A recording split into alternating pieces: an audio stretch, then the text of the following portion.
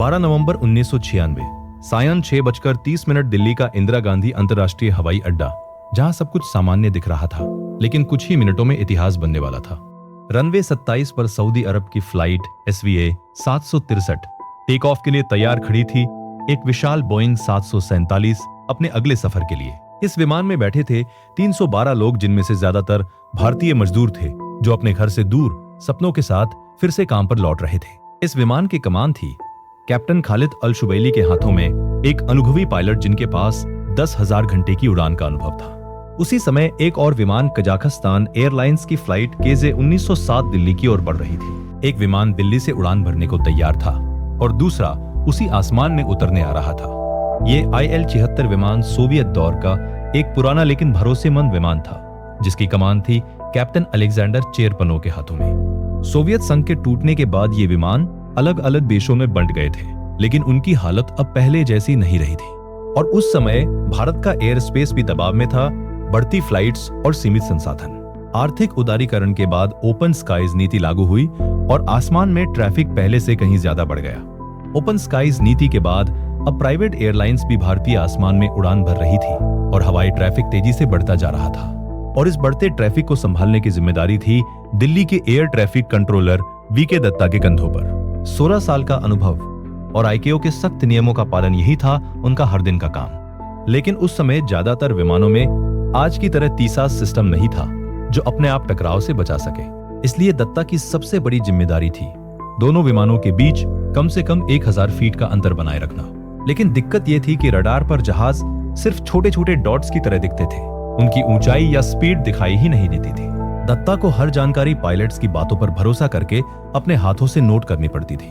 और सबसे बड़ी समस्या एक ही तंग एयर कॉरिडोर, जिसमें आने और जाने वाली फ्लाइट्स एक साथ उड़ रही थी। पीक टाइम में यही कॉरिडोर एक खतरनाक जाम में बदल जाता था। और उसी शाम दत्ता की निगरानी में 2 फ्लाइट्स थी, SVA 763 और KZ 1907। शाम 6:33 सऊदी फ्लाइट रनवे से टेक ऑफ करती है और धीरे धीरे आसमान की ओर बढ़ने लगती है। टेक ऑफ बिल्कुल स्मूथ था और कुछ ही मिनटों में विमान 14,000 फीट की ऊंचाई पर पहुंच गया। कैप्टन खालिद ने ऊंचाई बढ़ाने की अनुमति मांगी, लेकिन ट्रैफिक को देखते हुए ATC ने मना कर दिया। सब कुछ सामान्य लग रहा था, विमान स्थिर था, यात्री आराम में थे और किसी को अंदाजा भी नहीं था कि कुछ ही पलों में सब कुछ बदलने वाला है। सब अपने अपने कामों में व्यस्त थे। किसी को अंदाजा भी नहीं था कि आसमान में एक ऐसी टक्कर होने वाली है जो सब कुछ बदल देगी। एक विमान 14,000 फीट की ऊंचाई पर और दूसरा 15,000 फीट पर उतरते हुए दोनों एक ही रास्ते की ओर बढ़ रहे थे। एयर ट्रैफिक कंट्रोलर ने साफ निर्देश दिया, 15,000 फीट पर बने रहो और सामने से आने वाले विमान को पार करो। दोनों विमान अब सिर्फ कुछ मील की दूरी पर थे और उनके बीच सिर्फ 1000 फीट का अंतर। दत्ता के लिए ये सब एक सामान्य प्रक्रिया थी। 16 सालों से वो यही कर रहे थे, लेकिन आज कुछ अलग होने वाला था। जैसे ही दत्ता ने दोबारा रडार की तरफ देखा, उनकी आंखें फटी रह गई। रडार पर दिख रहे 2 छोटे डॉट्स अब तेजी से एक दूसरे के करीब आ रहे थे। दत्ता समझ नहीं पा रहे थे कि साफ निर्देशों के बावजूद ये दोनों विमान इतने करीब कैसे आ गए। और फिर कुछ ही सेकंड में दोनों डॉट्स एक हो गए और स्क्रीन पर सिर्फ खालीपन रह गया। शाम 6:40 दोनों विमान आसमान में टकरा चुके थे। IL-76 का पंख बोइंग 747 के पंख से टकराया और कुछ ही सेकंड में दोनों विमान बिखरने लगे। दोनों विमान अब पूरी तरह नियंत्रण खो चुके थे और तेजी से नीचे गिरने लगे। कैप्टन खालिद और उनकी टीम आखिरी पल तक विमान को बचाने की कोशिश कर रहे थे। उनकी आखिरी चीख हम टकरा गए कॉकपिट रिकॉर्डर में हमेशा के लिए दर्ज हो गई। हम लग गए और कुछ ही सेकंड में विमान तेजी से घूमता हुआ जमीन की तरफ गिरने लगा। दूसरी तरफ कजाकिस्तान का IL-76 अपने टूटे हुए पंख के साथ एक तरफ झुक गया और तेजी से नीचे गिरने लगा। कुछ ही सेकंड बाद सऊदी का बोइंग 747 हरियाणा के चरखी दादरी के पास एक खेत में जा गिरा। जमीन से टकराते ही इंजन फट गया और 1 लाख लीटर ईंधन आग के एक विशाल गोले में बदल गया। कुछ ही सेकंड बाद IL-76 भी कुछ किलोमीटर दूर एक दूसरे खेत में गिर गया। कुछ ही पलों में आसमान में 2 जलते हुए स्तंभ खड़े हो गए। कुछ ही मिनट पहले जहां जिंदगी थी, अब वहां सिर्फ खामोशी थी। 339 लोग जो कुछ ही देर पहले सपनों के साथ उड़ान भर रहे थे, अब इतिहास का हिस्सा बन चुके थे। ये दुनिया की सबसे भयानक हवाई टक्कर बन चुकी थी और भारत के एविएशन इतिहास का एक काला अध्याय। लेकिन सबसे बड़ा सवाल था, आखिर गलती किसकी थी? उसी समय आसमान में उड़ रहे एक और पायलट ने कुछ ऐसा देखा जिसने सब कुछ बदल दिया। कैप्टन टिमोथी प्लेस ने आसमान में एक नारंगी चमक देखी। पहले उन्हें लगा ये कोई रॉकेट है, लेकिन कुछ ही सेकंड में उन्हें समझ आ गया ये कोई रॉकेट नहीं बल्कि एक भयानक हादसा था। उन्होंने तुरंत दिल्ली एटीसी को रेडियो पर सूचना दी कि उन्होंने आसमान में कुछ गिरते हुए देखा है। जब दिल्ली के आसमान में आग के गोले दिखाई दिए, दत्ता समझ गया कि सबसे बड़ा डर सच हो चुका है।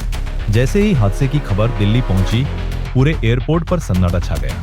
सभी उड़ानें रोक दी गईं और राहत टीमें तुरंत घटनास्थल के लिए रवाना हो गई। लेकिन जब टीम वहां पहुंची, तब तक आग इतनी भयंकर हो चुकी थी कि उसे काबू करना लगभग नामुमकिन था। तबाही करीब 10 किलोमीटर तक फैल चुकी थी। हर तरफ सिर्फ मलबा ही मलबा था। चरखी दादरी अब किसी युद्ध भूमि जैसा लग रहा था। कुछ ही देर पहले जिनमें जिंदगी थी, अब वहां सिर्फ खामोशी थी। लेकिन इस त्रासदी के बीच कुछ लोगों ने इंसानियत को शर्मसार कर दिया। दोनों विमानों में सवार सभी 349 लोगों की जान जा चुकी थी। इस हादसे ने सिर्फ भारत ही नहीं, पूरी दुनिया को हिलाकर रख दिया। सरकार ने तुरंत उच्च स्तरीय जांच का आदेश दिया और प्रधानमंत्री ने खुद इस पर नजर रखी। लेकिन इस त्रासदी के बीच एक और विवाद खड़ा हो गया। कई घंटों की बातचीत के बाद एक कठिन फैसला लिया गया। जिनकी पहचान नहीं हो सकी, उन्हें धर्म के अनुपात में अंतिम विदाई दी जाएगी। लेकिन इस फैसले ने एक बार फिर दिखा दिया कि इंसानियत से ऊपर धर्म और राजनीति खड़ी थी। अब बारी थी सच को सामने लाने की और जांच की जिम्मेदारी सौंपी गई केपीएस नायर को। सबसे पहला काम था ब्लैक बॉक्स को ढूंढना, क्योंकि वही बता सकता था आखिरी सच। सीवीआर पायलट की आखिरी आवाज रिकॉर्ड करता है और एफडीआर विमान के हर मूवमेंट का डेटा। कई घंटों की तलाश के बाद दोनों ब्लैक बॉक्स मिल गए, लेकिन उस समय भारत के पास इस डेटा को पढ़ने की तकनीक नहीं थी। इसलिए ब्लैक बॉक्स को विदेश भेजा गया ताकि निष्पक्ष जांच हो सके। लेकिन इसी बीच एक हैरान करने वाली बात सामने आई। कजाक विमान का आगे का हिस्सा लगभग सुरक्षित था, जिसका मतलब था दोनों विमान सीधे टकराए ही नहीं थे। तो फिर सवाल वही था, जब एक विमान 15,000 फीट पर था और दूसरा 14,000 पर, तो टक्कर कैसे हुई? जब एक विमान 15,000 फीट पर था और दूसरा 14,000 फीट पर, तो आखिर ये टक्कर कैसे हुई? जांच में साफ हो गया कि वी के दत्ता ने कोई गलती नहीं की थी। सऊदी बोइंग 747 भी पूरी तरह से निर्देशों का पालन कर रहा था।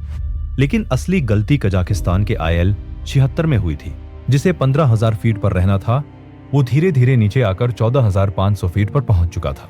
दोनों विमान करीब 1,000 मील प्रति घंटे की रफ्तार से एक दूसरे की तरफ बढ़ रहे थे। लेकिन असली वजह थी सिस्टम का फर्क। IL 76 में कप्तान, नेविगेटर और रेडियो ऑपरेटर अलग अलग काम कर रहे थे, और सबसे बड़ी गलती मीटर और फीट के फर्क ने की।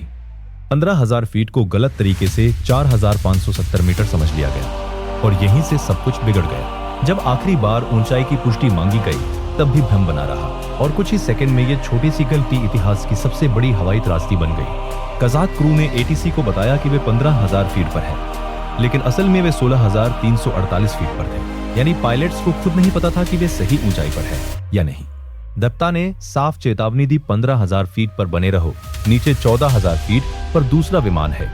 लेकिन कॉकपिट में इस चेतावनी को उतरने की अनुमति समझ लिया गया। पायलट अंग्रेजी ठीक से नहीं समझ पाया और सोवियत सिस्टम में नेविगेटर की बात अंतिम मानी गई। कौन सा लेवल? 15,000 फीट, लेकिन पायलट के दिमाग में सब उल्टा चल रहा था और उसी गलतफहमी में पायलट ने ऑटो पायलट बंद कर दिया और विमान को नीचे ले जाने लगा। कुछ सेकंड बाद अचानक चीख आई, इसे 15,000 फीट पर ले जाओ। अब तक उन्होंने सामने सऊदी विमान को देख लिया था। दोनों विमान अब एक ही ऊंचाई पर थे, 14,000 फीट, और फिर कुछ ही सेकंड में सब खत्म हो गया। एक छोटी सी गलतफहमी, भाषा का फर्क और कुछ सेकंड की देरी 339 जिंदगियों को ले गई। कजाक का IL 76 सीधे उसकी तरफ आ रहा था और अब कुछ भी रोकना संभव नहीं था। टक्कर इतनी अचानक थी कि कोई भी पायलट कुछ कर नहीं पाया। इस हादसे को समझाने के लिए एक्सपर्ट्स एक सिद्धांत बताते हैं, स्विस चीज थ्योरी। जब कई छोटी छोटी गलतियां एक लाइन में आ जाती हैं, तो सबसे बड़ा हादसा हो जाता है। तंग एयर कॉरिडोर, टीकेएस की कमी मीटर और फीट की उलझन, भाषा की दिक्कत और गलत फहमी। और 12 नवंबर 1996 इतिहास की सबसे बड़ी मिड एयर टक्कर बन गया। 339 जिंदगियां कुछ सेकंड में खत्म हो गई। लेकिन इस हादसे ने दुनिया की एविएशन सुरक्षा को हमेशा के लिए बदल दिया। अब हर विमान में TCS सिस्टम अनिवार्य कर दिया गया। नई रडार तकनीक ने ATC को और ज्यादा ताकतवर बना दिया। ट्रेनिंग बदली, नियम बदले और सिस्टम को और सुरक्षित बनाया गया। कभी कभी हादसे सिर्फ गलतियों से नहीं होते, बल्कि उन गलतियों के एक साथ हो जाने से होते हैं। अब कजाकिस्तान और सभी पूर्व सोवियत देशों की एयरलाइंस को भी नए नियमों का पालन करना अनिवार्य हो गया। भारत में हर पायलट के लिए हर 3 साल में इंग्लिश टेस्ट देना जरूरी कर दिया गया। 2000 तक हर कमर्शियल विमान में TCS2 सिस्टम लगाना जरूरी हो गया और फिर लागू हुआ RVSN, जिससे आसमान में दूरी और ज्यादा सटीक हो गई। लेकिन सबसे बड़ा बदलाव टेक्नोलॉजी नहीं, सोच में आया।